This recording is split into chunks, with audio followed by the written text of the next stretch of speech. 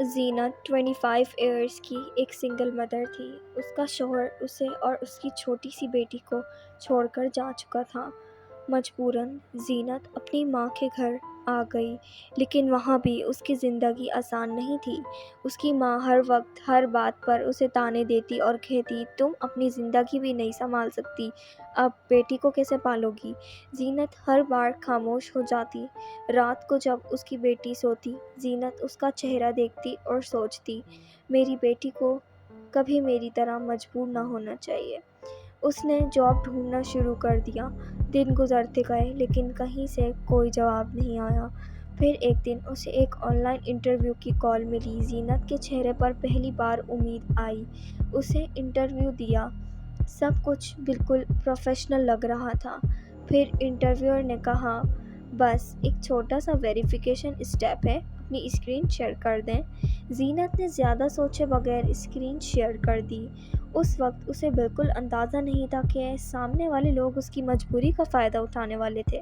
Interview ختم ہوا۔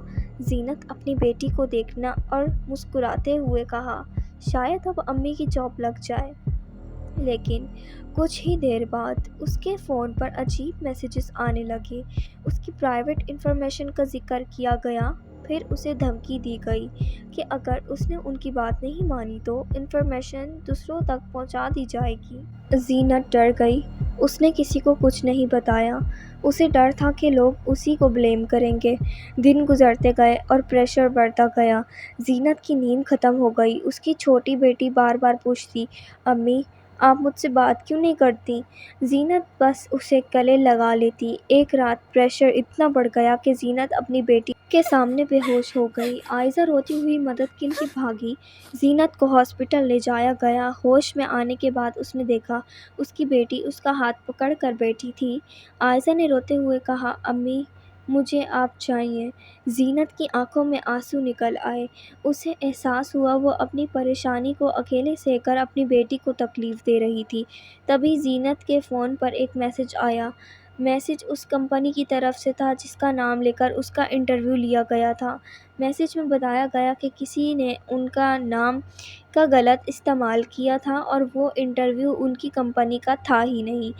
زینت کچھ دیر تک فون کو دیکھتی رہی۔ ایک چھوٹی سی لاپرواہی اور اس کی پوری زندگی پریشر میں آ گئی۔ لیکن اس بار زینت نے خاموش رہنے کا بجائے مدد لینے کا فیصلہ کیا۔ اس نے اپنے ٹرسٹڈ لوگوں کو سب کچھ بتایا اور اسکیم کو رپورٹ کیا۔ اس دن زینت نے ایک اور بات سیکھی، مشکل وقت سے بھاگنا سولوشن نہیں ہوتا، اس وقت کسی کا ہاتھ پکڑنا ضروری ہوتا ہے۔ دوستو، آن لائن دنیا میں ہر وہ شخص اصلی نہیں ہوتا جو پروفیشنل نظر آئے۔ کسی انٹرویو یا آن لائن کال میں اگر کوئی آپ سے بنا ضرورت اسکرین شیئر کرنا یا پرائیویٹ انفارمیشن دینے کا کہے تو فوراً ٹرسٹ نہ کریں، پہلے ویریفائی کریں۔ اور اگر کبھی آپ کسی اسکیم، بلیک میل یا پریشر میں پھنس جائیں، خاموش مت رہیے گا، کسی ٹرسٹڈ پرسن سے بات کیجیے اور ہیلپ لیجیے۔ اور سب سے امپورٹنٹ، مشکل وقت ہمیشہ نہیں رہتا، کبھی کبھی جس وقت ہمیں لگتا ہے کہ سب ختم ہو گیا، اسی کے بعد زندگی دوبارہ شروع ہوتی ہے۔ ہمت مت ہاریے، آپ کی زندگی صرف آپ کی نہیں ہوتی، آپ کے اپنے بھی آپ سے جڑے ہوتے ہیں۔ اگر آپ کو آج کی ویڈیو اچھی لگی ہو تو چینل کو سبسکرائب کریں، لائک کریں۔ بائے۔